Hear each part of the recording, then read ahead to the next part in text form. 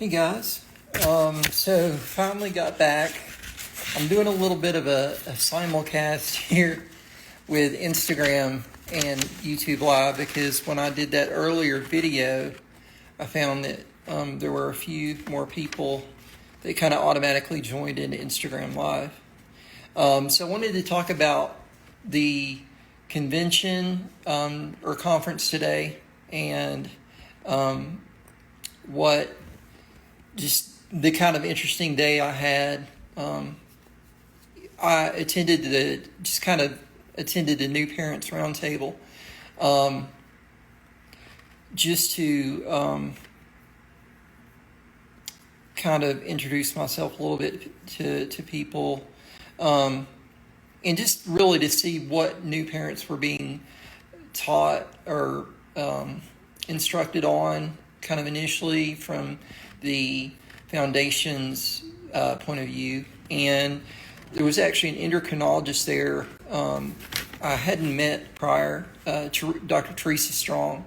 And she was, I think, former director of the Foundation for Prader-Willi Research. And she was just talking about, she did a brief overview of genetic diagnosis and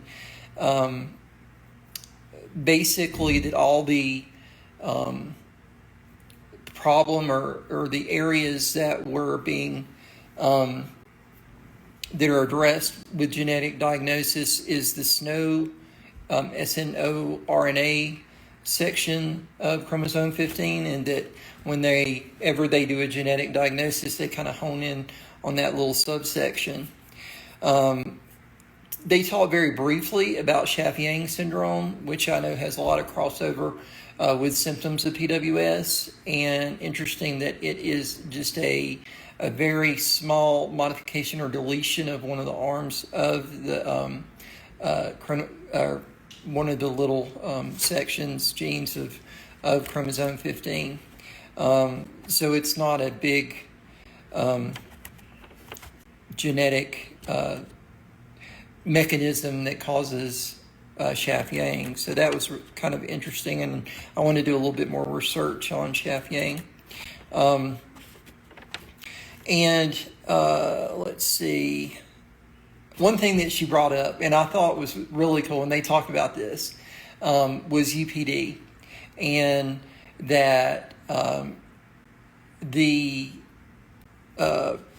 fact that with UPD, the non-disjunction part of UPD, that every child that is born with UPD is already a survivor. Like the chance of the pregnancy going to term with a child with a pregnancy that was potentially UPD is low. So the fact that your child is born with UPD, that their gestation and their birth is a miracle in itself. They're a survivor already. And I just thought that's such a great way to look at it, and it just makes me think of all the kids, including Ramsey, that I've met that have the UPD diagnosis, that they're already just awesome survivors, and I just love that. It's just awesome. So it just was really made me happy to hear them say that, and all the parents were just like, yeah, our kids are survivors, yeah. So I love that. Let's see. There was, and I'm going to go into this more. I want to do a little video, more formal video. This Ms. Pedden, who was with Foundation for Prader-Willi Research, with the foundation, she had talked about with her child and herself in terms of self-care and finding your center, because as a parent with a child that has Prader-Willi syndrome, or really any rare genetic or rare disease where you're going to face a lot of stress and the healthcare challenges of that child, it's hard. You can easily lose your yourself and your center. And she basically said, in the stress of taking care of the child, what can I do for myself that I can help myself refocus and find that center again? And because we can all kind of get lost mentally in the caretaker role of taking care of our children. And her thing was to find 3 values about yourself that you want to hold on to, 3 core values. And what are these values? And anytime you feel yourself getting lost, express these, recant these values to yourself. I'm loving, I am strong, I am giving, these values. And it kind of helped her refocus on what's important. And she had demonstrated this to everyone as new parents as an exercise in what can be helpful. And I kind of came up, obviously I have prader-willi syndrome. I don't have a child that has prader-willi syndrome, but my daughter has a genetic diagnosis of tuberous sclerosis, and we face challenges. We've had some recent challenges with that, and these things can help me, and even in my own illness, I guess too, is to find that center of self.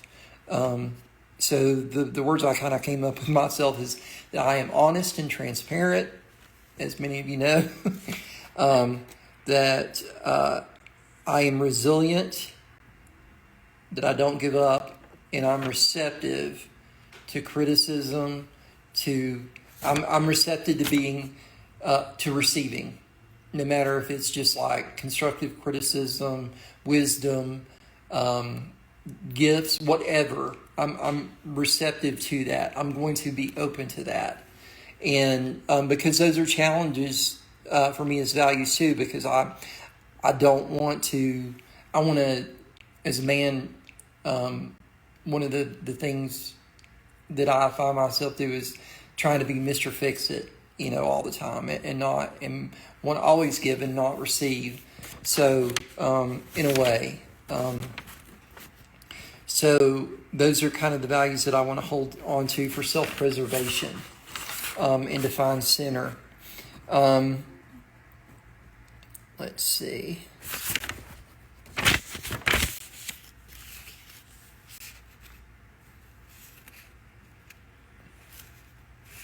I apologize. I'm just kind of reading through a bunch of my notes from today.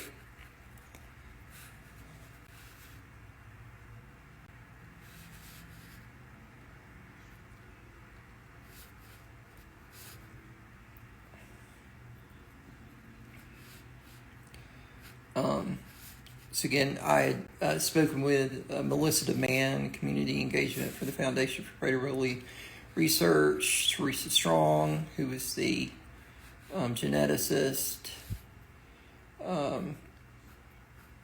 Again, we kind of looked over, I attended the roundtable for the 8 clinical trials that were kind of featured today.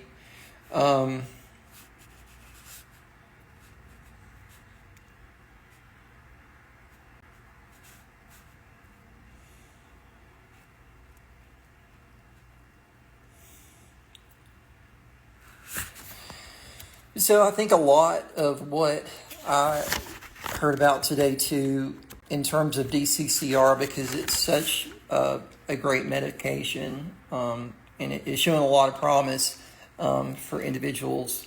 And I want to kind of expand on what I heard today in terms of time frame. And I rolled out a video earlier about how the CEO is really aiming for widespread availability of the medication sometime hopefully in early 2025. And I know that is great news for everyone. And it's going to change really the course of treatment and the standards of care going forward. So really exciting. So right now, there was this roundtable or interview with the CEO of Solena, and he was talking about where they were.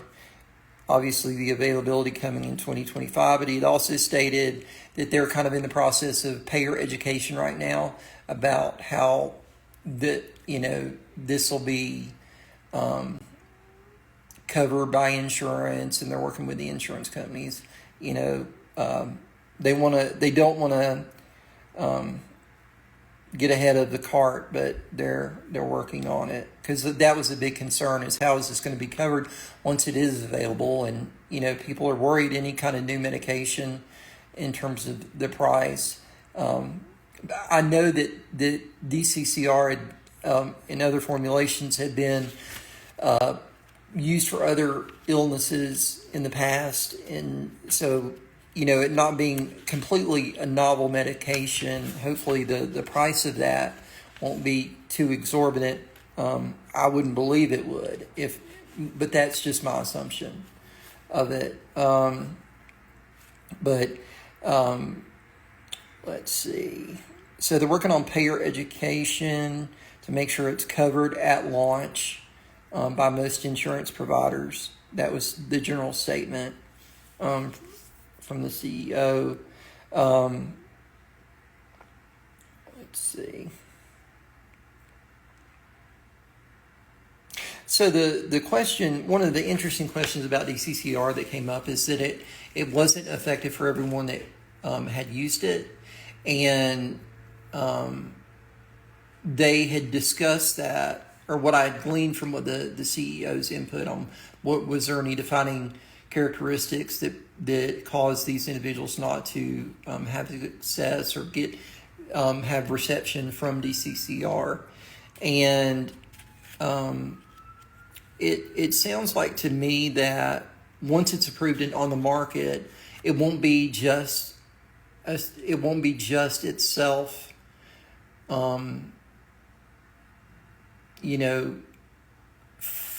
For the duration of its availability, that I think they're going to be working on different formulations of the compound in the future. I think that was slightly alluded to. I think, given the rate of success that it's already having, I think obviously they want to make sure that it's available and used. And I think they'll go back and look at those cases where, for whatever reason, it wasn't effective, and either looking at the variables and maybe even the formulation of the medication. So to kind of tailor it, make it more successful for those people that it may not have worked on the first attempt to start the medication. So, and that was just brought up by another parent that, it's not wholly effective, is what we understand.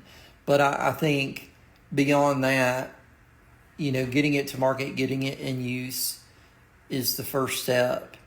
And obviously it's what we're all, what everyone's working towards. So I just wanted to put that out there too, because it seemed kind of hopeful. And I think that's the way a lot of medications work. Thinking about PPIs when they came out, it took a while from the invention of Prilosec to the invention of Nexium. And those medicines work for different people. And I think DCCR might be potentially something like that down the line too. And again, that's just what I could glean from his discussion. It could just be dosage amounts, dosage guidance, and best practices that weren't, that could be addressed in the usage of it. But it was just an interesting kind of sidebar that had occurred during the interview. Let's see. He had also kind of addressed the side effects of DCCR, which I thought were interesting, with the increased body hair swelling, blood glucose increase. And he said that the medication in itself, that had always been historically the side effects, but that because this approach and this therapeutic amount, this lower dose, has an even lower incidence of those side effects to occur with it. So, which is great to hear and great to know that although the medication itself has this long history of those side effects, the way it's being dosed within for Prader-Willi is at a lower dose, which has a lower incidence of side effect as well. So, and I know I just said the same thing twice, but I just wanted to make the point. Okay. The PWS click that the Foundation for Prader-Willi Syndrome Foundation for Prader-Willi Research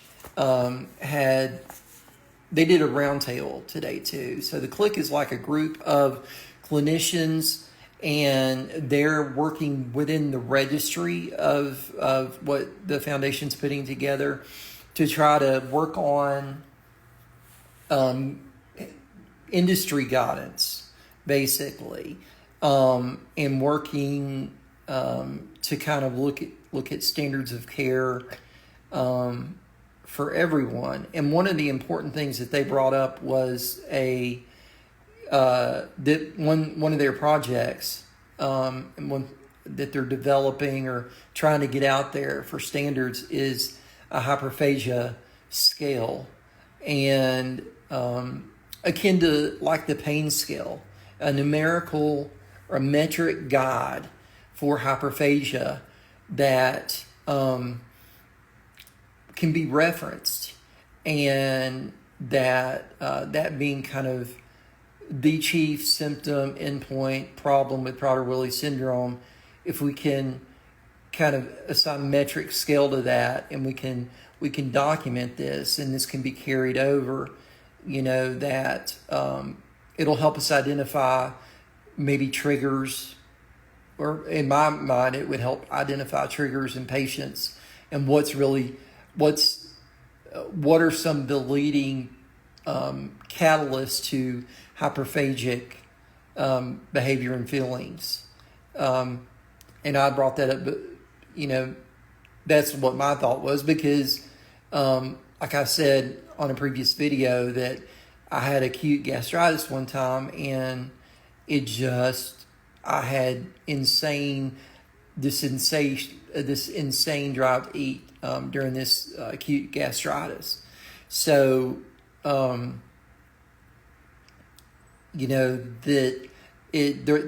the idea that there could be a metric scale to that can help us document and develop a history on is great. And then the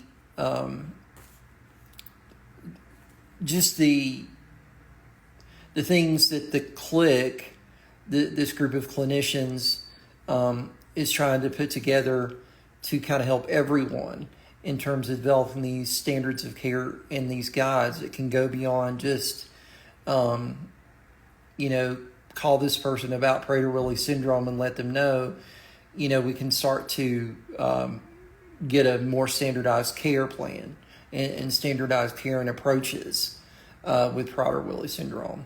So awesome. And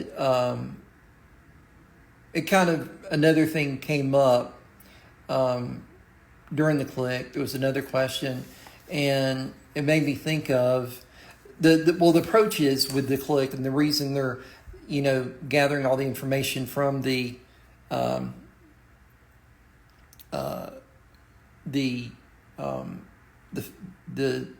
database is that they're really wanting to approach it as an evidence, but they're working towards evidence-based medicine approach to treating Prader-Willi syndrome, which is great. And it's something we need, and it's going to again tighten things up for us. And I want to say this too, that my daughter, who has tuberous sclerosis. There's centers of excellence for tuberous sclerosis, and we travel. We've been to Le Bonheur in Memphis, and we've seen doctors, we've seen her team, and they've evaluated her. But their database, their foundational, if you wanted to correlate, their foundational database isn't within the U.S. It's in the U.K. So any information that we could provide to a database like that to work on standards of care has to first go to the UK, and the UK is building and disseminating the information from that database. So the fact that that is here domestically for the US, and it's an advantage that I just don't think we'll ever be able to understate how big of an advantage to that is to the overall care that we're going to see, and the growth, the growth in those standards of care for our kids. So just wanted to bring that up. It was just awesome, the fact that you've got these group of clinicians working with the foundation who's got the database, pulling all the information in from everyone that goes and submits their information to the database.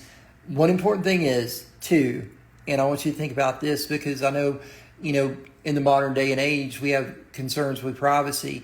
They stated that any information that you're submitting to the database, everything's structured in a way that you're not submitting personally identifiable information into the database. You're just submitting like a profile of information to the database. So they know it's you. That information is kind of analogous from the information that's being stored in the database for your child, for myself, because I've started to submit things to the database. So anyway, to address the concerns with EII, there shouldn't be any. All right. Let me think of, was there anything else? Again, just the great news with DCCR. Getting to, again, meet Dr. Strong was great. Sitting in on the breakout age group for those 10 and up, a big part of the conversation that Dr. Stafford, the endocrinologist, another endocrinologist there that was talking about that age group.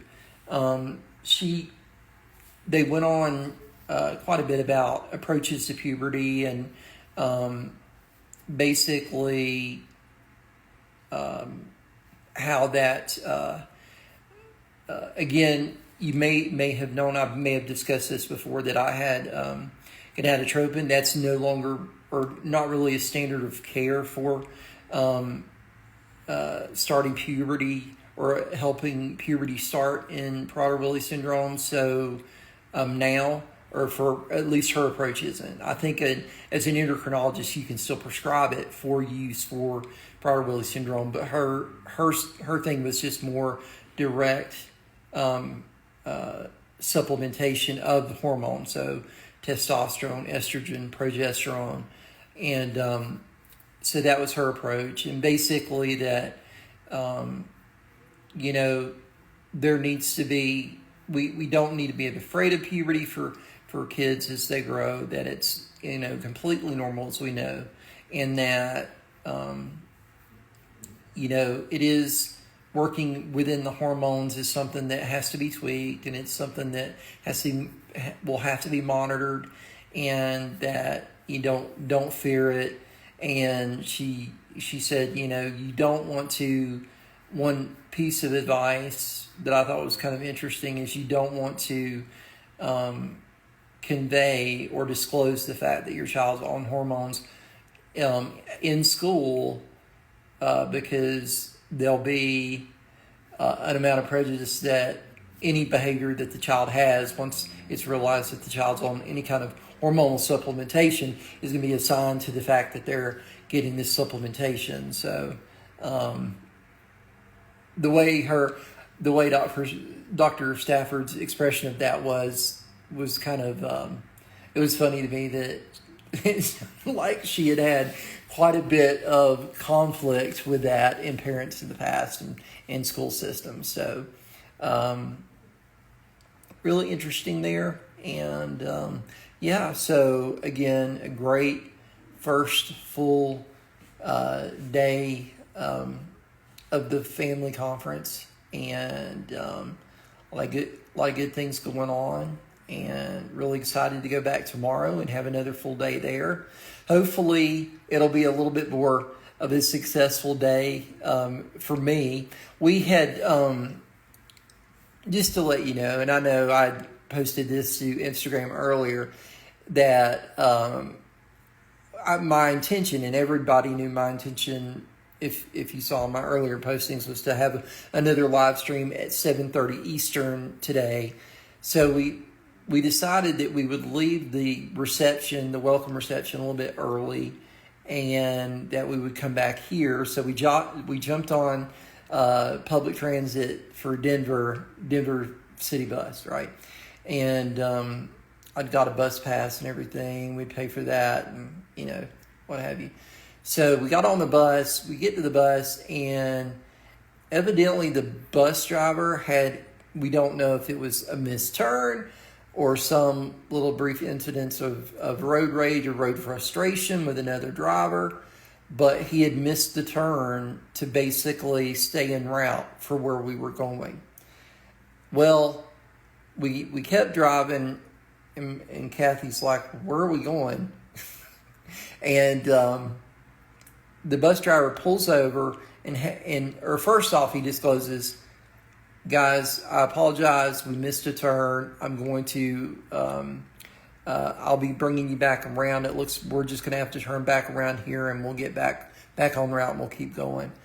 Well, about 3 or 4 minutes after that, I guess his dispatch called him, and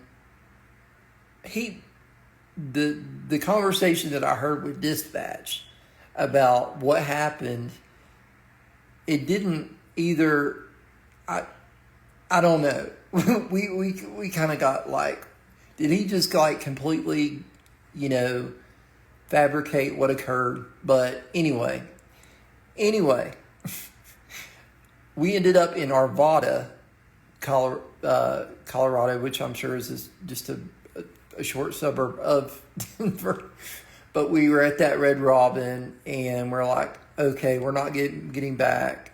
And anyway, logistics and fun times. So that's why the live stream's late. I apologize. I know I've been talking a lot already, and I just wanted to thank you guys for checking out this live stream, both as a simulcast on Instagram. Thank you for watching on Instagram, and thank you for watching on YouTube. And again, a great first full day of the family conference, and hopefully I'll be a little bit more concise and a little bit less wordy tomorrow. But I really appreciate your patience in watching me kind of just go through about the day, and I hope you have a wonderful evening, and I will see you tomorrow.